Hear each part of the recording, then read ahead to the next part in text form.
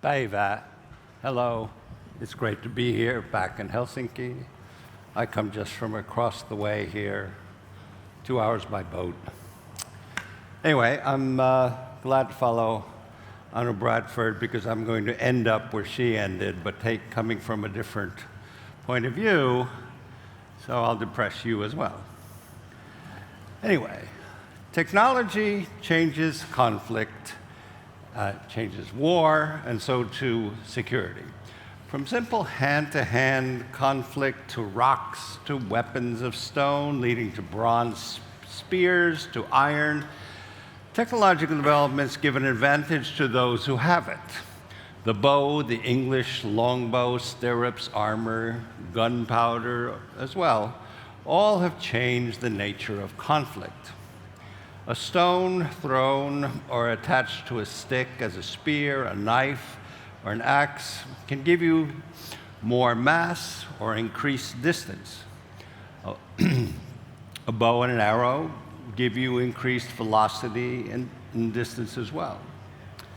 To put it briefly, the primary unit of war, ever since we started getting into conflicts, which goes way back even before we became Homo sapiens, is Newton's second law, which we learned, all of us, I assume, learned in high school, is that force equals mass times acceleration.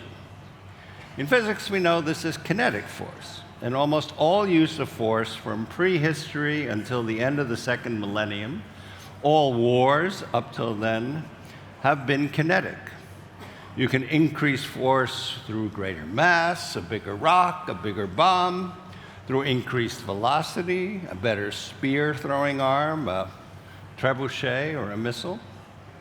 But then we get to the digital era. The nature of war has changed dramatically with the development of the computer and its use as a weapon, a profound change that alters the most fundamental assumptions of security and warfare from the previous several million years. This is not to say, and as we know well, looking at the news every day, that kinetic warfare has disappeared. But the use of digital technology must alter our understanding of aggression, of what alliances are, what defense is, and what are appropriate responses to attacks. And these changes are only beginning to be played out in policy, since it's really only been 25 years since this became an issue. I won't get into how I'm a former geek and first started dealing with this 53 years ago when I learned BASIC, but hacking has been around for a while. Already in 1974, I remember reading an article about how some very clever sysadministrator in a bank in New York had manipulated the calculation of overnight interest so that the rounding off would be rounded down, and the hundreds or thousands of pennies would be deposited in his account. But after hundreds of millions of transactions, that amounted to real money. But that was cybercrime. I mean, that was early cybercrime. But that was half a century ago. And we've progressed far beyond that. Since around the beginning of the millennium, we have moved from cybercrime to cyber warfare, with massive implications for all of us. Today, a strictly kinetic war, which has been a strictly kinetic affair since man started to kill man, is a digital matter, or it can be. If the methods of war were always based on kinetic energy, where force equals mass times acceleration, today it's possible to cause death and destruction with electrons where there is no mass, measurable mass, no acceleration. So if in the case of a kinetic war we knew who the enemy was, where he was, today we not only do not know who is attacking us, but we often don't even know that we are being attacked. So today we have worms blowing up nuclear centrifuges, we have energy infrastructure and oil pipelines disabled, hospital deaths due to ransomware attacks. In my own country, the whole nation had to temporarily shut itself down in 2007 to keep DDoS attacks from doing too much damage. From the real first cross-border espionage hack that we know of, or that anyone speaks of, Moonlight Maze against the US Department of Defense in 1999, till today, just 25 years, we have entered a security nightmare. In order to address cybersecurity adequately in terms of the genuine security threats that we face, not just hacking, but actually existential threats, we need to look at three broad levels of response and mitigation. First of all, the local and private sector level, which we are generally concerned with at conferences on cybersecurity. Second, the national and international organization level, for example, the European Union and NATO and other international organizations. And finally, at the worldwide context, in a somewhat longer geopolitical time frame than just what will happen in the next year or two, and which, as Anu Bradford just talked about, but pits the liberal democratic world against an aggressive authoritarian view of the world that is digitally sophisticated as we are. Security at the local level, your laptop, your company, your bank, hospital, or government agency, largely relies on commercial solutions, which most of you deal with. Commercial solutions do well for our immediate needs, and they mitigate the kinds of threats we are most likely to encounter in our companies and our customers' day-to-day lives. Though we also know that they are often inadequate, as we have seen in a wave of ransomware attacks in the last several years. But by and large, the issues faced at this level involve criminal actions, bad actors at the level of individuals or gangs. Things get a little more serious when hostile governments get into the act with far greater resources and the muscle to marshal brain power far better than run-of-the-mill cyber criminals out just to make some money. Two of some of the worst cases, at least as far as we know, in the past several years were the NotPetya worm and the SolarWinds hack. NotPetya, by the way, was not meant to lock up and ransom data, it was meant to destroy Ukrainian data. But as worms often do, it quickly spread around the world, shutting down and destroying data in computers computers around the globe, among others, the world's largest transport and logistics company, Maersk, which lost all their data in all their computers except for one, a single server in Ghana that had been offline that day. The attack showed that distance means nothing, and that once inside a system, there are few obstacles that contain a worldwide shutdown of anyone connected some way to the potential worm.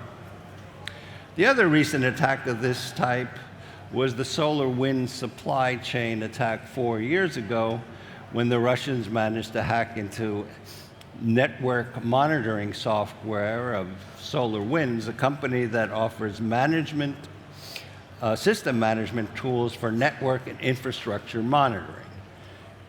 That was quite a feat, and in fact, it was an incredible feat for them to actually get in there. So many of you probably know how they did it. I won't get into it, but the point is that once you're getting into the genuine infrastructure of your cyber defense system, you're in pretty bad shape. So, and what happened was the customers, unsuspecting customers, simply downloaded compromised software, and the Russians were in. And they were in so far that they, rather embarrassingly, got into the Cybersecurity and Infrastructure Security Agency, CISA, which is the Office of the Department of Homeland Security in the United States, whose job is to protect federal computer networks from cyber attacks. In other words, critical infrastructure, utilities, electrical systems, energy, healthcare, as well as supply chains are all subject to destruction, or even more sinister, control by a foreign nation. Now, the last attack was directed at the U.S. From the point of view of a single EU member state, a huge country. Here in Europe, with 27 different countries with different levels of digital sophistication and governmental understanding of digital threats, we are far more vulnerable. Here, we move to a second level of cybersecurity.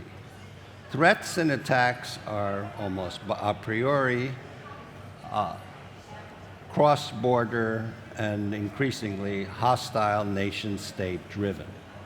Cybersecurity, however, unfortunately, has been largely a national effort, which is an unsustainable state of affairs in an era of transborder digital war. Now, in response to these kinds of threats, the EU has slowly woken up to the need for cross-border security with the Cyber Resilience Act, or CRA, and the Cybersecurity Act, CSA. This last one, which is not that powerful, does strengthen and enlarges the power of ENISA, the EU agency in charge of cybersecurity, and creates a framework to provide certificates for IT products that up to that point had basically relied only on national certificates. It's a basic but a rational step. The Cyber Resilience Act sets out common cybersecurity standards for products with digital elements inside the EU, such as required incident reports and automatic security updates, which of course has caused controversy because it makes major demands of companies, large and small, and of certs. This legislation has not yet passed. It's still there, waiting to be further discussed. Now, whenever we talk about the EU, and especially when we do it in the context of geeks, software developers, startups, in other words, our world of creators in the digital age, our eyes glaze over with boredom, which is probably happening to you, or we get our backs up. Who the hell are these damn bureaucrats trying to set up rules on how we do our creative, revolutionary, or disruptive work? In the case of the Cyber Resilience Act, we have already seen conflicts, big conflicts, between the European Commission and the open source community, who saw the heavy hand of dull regulation threatening their work. These conflicts seem to have been resolved, but they are indicative of the almost innate conflicts we run into when regulation meets and tries to box in an anarchic group of independently minded creative people whose most salient feature is that they think out of the box and more often than not dislike authority, especially anything that smacks of governmental authority. I hate to say this, but as we should know by now, the world is not a nice place, and while security in the digital world is something we think about in the context of annoyances and financial loss, security in the kinetic world we see every day in our news of the bombing, carnage, and killing in Ukraine is not ultimately that different, or might not remain that different. The problem is that those who have no compunctions about committing atrocities in the kinetic world really are the same power that is so good at getting into our computer networks. After all, it can marshal or coerce lots of the best brains in cyber, and apparently have. We also know that they have really no moral compunctions. If you don't have moral compunctions about doing what you do in Ukraine, then why would you have moral compunctions about abusing your cyber power? So we have to ask ourselves, if they are willing to do what they do in Ukraine, and also already now on a smaller scale elsewhere, do we think that in our lucrative and creative world of digital progress that we are immune? In other words,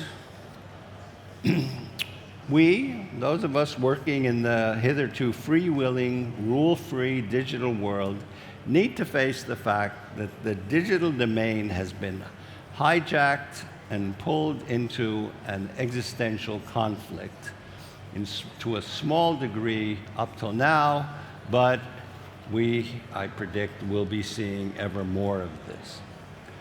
In my own country, thanks to an existential experience, we got a wake-up call and managed to make some small progress.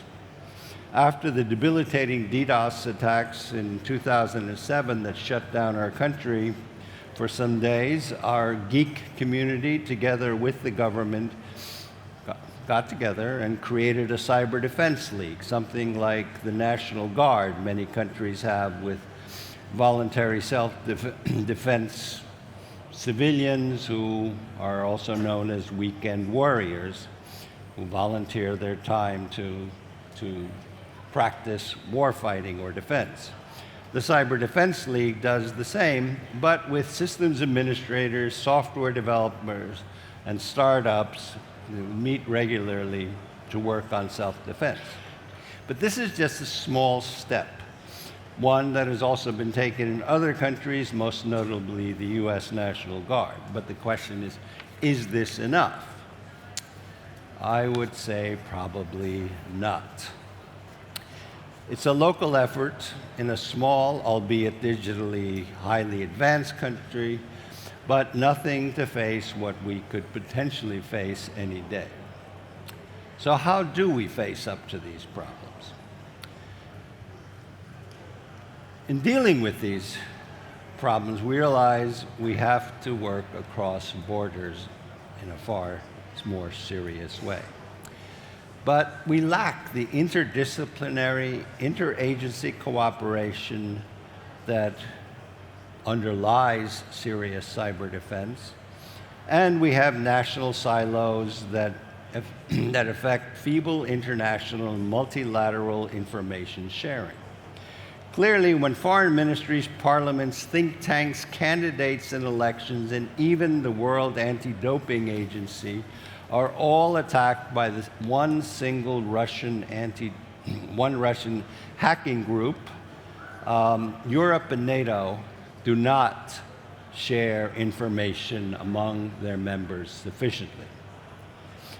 In part, this is explained by the SIGINT, or signals intelligence background, of those who deal with cybersecurity at the national level, because after all, SIGINT is a form of espionage in a realm with a tradition of holding information close to one's own vest.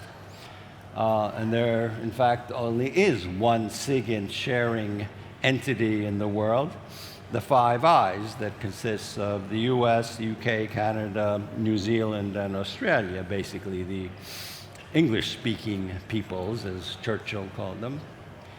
That includes no other NATO allies and no EU member states anymore.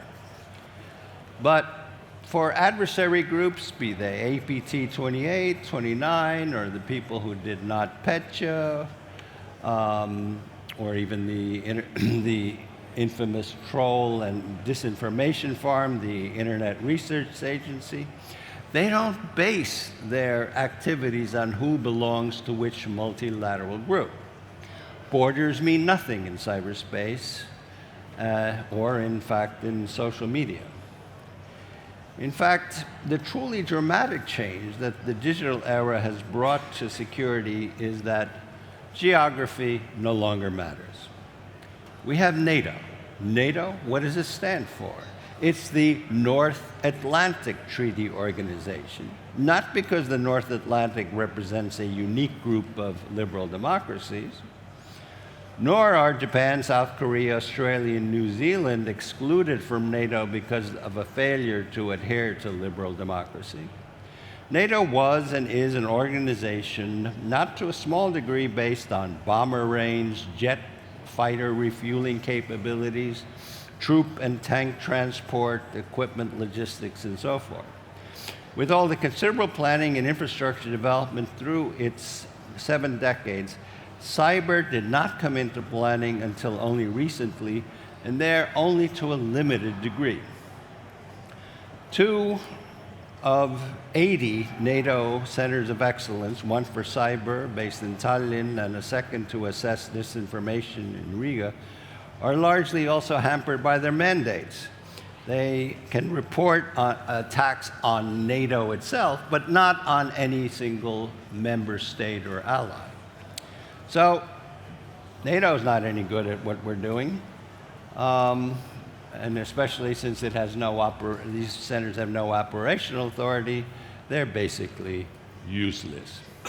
So things have gotten better in NATO because in 2011, when we discovered a Russian worm in our military network, we went to NATO and said, look what we discovered in our military network.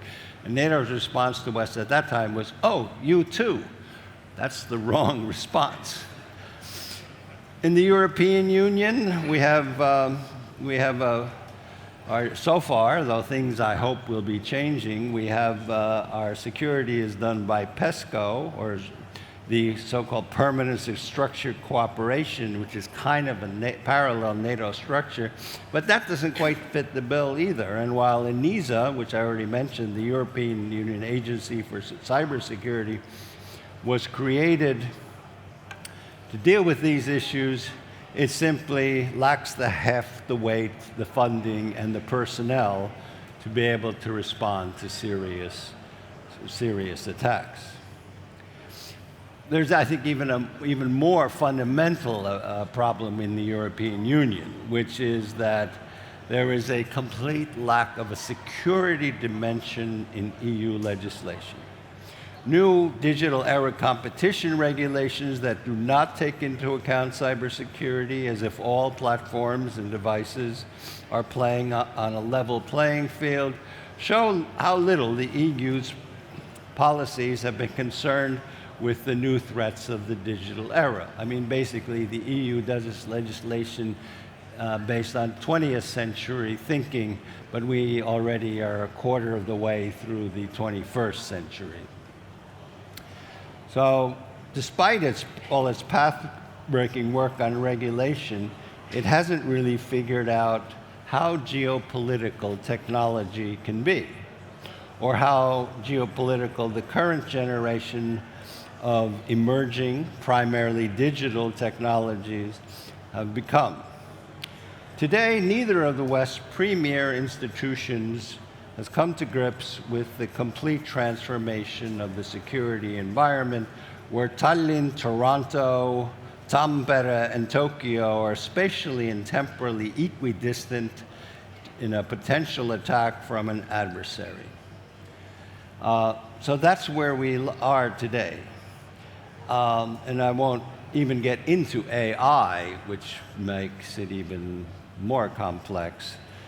But where we have to just take stock and figure out what we need to do. And at this point, while I talked about cross-border threats in an era of war, we have to understand that the primary players that we have here, on the one hand, are authoritarian countries with considerable cyber skills: China, Russia, Iran, and North Korea, or as someone has called them, the crinks. And on the other side, we have the liberal democracies, which generally play by the rules and where digital communities tend to be fairly anarchic and loose. The challenge in the long term is much broader as we move into an ever greater competition, opposition, and conflict between highly digitized authoritarian societies or nations and liberal democratic powers. Broadly, we have the CRINCs, where China, with its 1.3 billion population, is the only country that has the potential for full-range technological dominance, and Russia, Iran, and North Korea can bring considerable software expertise, but China is the country that competes and does in all forms of hardware. In the liberal camp we erroneously call the West, we have the EU, the US, but we also have Japan, Taiwan, South Korea, Australia, and New Zealand. And why stop there? We also have other countries outside that. We have Switzerland, Israel, Uruguay, Chile, Costa Rica, all digitally advanced countries. These countries all have common shared values of human rights, a rule-based international order, and democratic governance, but there's a problem. They're competing with each other rather than with the adversary. The European Commission's primary task, looking what they do, seems to be reining in GAFAM, Google, Apple, Facebook, Amazon, and Microsoft. The major SIGINT body, the IIves, does not even talk to Europe, and a number of critical potential allies are not on our radar screens at all. So we must begin to rethink security in the digital era. Because the task that we face in the longer perspective, moving beyond just defense and mitigation in cyber to understand what is our fundamental conflict, which is the conflict between liberal democracy and authoritarian autocracy in the digital domain, will be the big task that we will face for I don't know how long. And as Anu Bradford, from her perspective, already said, it's not clear that we are going to win. So I would leave you with this rather depressing message, saying that we're in more trouble than we realize. And the sooner we realize that we need to do something, all of us can start to do something, especially when our politicians and policymakers don't understand the nature of this conflict. They tend to be more bean counters, lost in the little weeds of legislation, which is a good thing, but they don't see the big picture. And they don't understand the digital world, as I have run into constantly for the past 30 years. Instead, they approach it kind of like Donald Trump, talking about the cyber. So this is where you, the cybersecurity experts, will have and should have a broader role to make clear to policymakers and politicians that what the threats are and what needs to be done to protect our way of life. So just as technology in the past changed conflict, war, and so too cybersecurity will change the nature, or rather cyber attacks, and our response via cybersecurity will basically determine the outcome of what is looming as an ever greater conflict between two ways of dealing with the world. Thank you very much.